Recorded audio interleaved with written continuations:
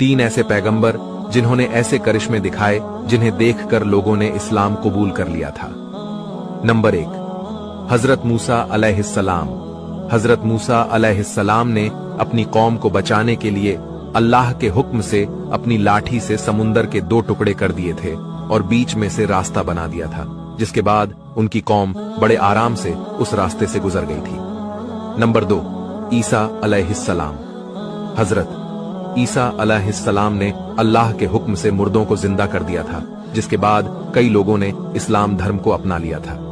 Number 3 पर है आपके और मेरे सबके प्यारे और सबके दिलों में रहने वाले हमारे प्यारे आका हजरत मोहम्मद सल्लल्लाहु अलैहि वसल्लम।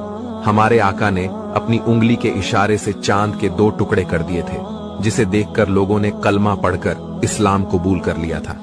अगर तकरीबन 57 साल बाद मेरे नबी उस रास्ते से गुजरे जहां पर आपकी वालिदा की कब्र मुबारक थी, आपने अपनी ऊंटनी को उस वादी की तरफ मोड़ दिया। आपने अपनी ऊंटनी को नीचे बैठाया और आप ऊपर पहाड़ की तरफ गए। आपने अपना सर अपने घुटनों पर रखा और रोना शुरू किया। आप इतना रोए कि आपकी सारी दाढ़ी आंसुओं से भर गई और सीना तर हो गया। कई घंटों तक बैठकर आप रोते रहे।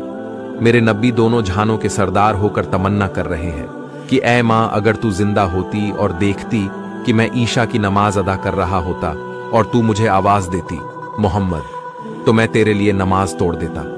तो मेरे दोस्तों, अपने मां बाप की इज्जत किया करो। मेरे नबी ने इरशाद फरमाया कि अल्लाह की रजा मां बाप की रजा में है और अल्लाह का गुस्सा मां बाप की नाराजगी में है। अल्लाह हम तमाम के वालिदैन की हर बला से हिफाजत फरमाए और उनकी उम्र में बरकतें अदा फरमाए। अगर दिल इजाजत दे तो इस वीडियो को जरूर शेयर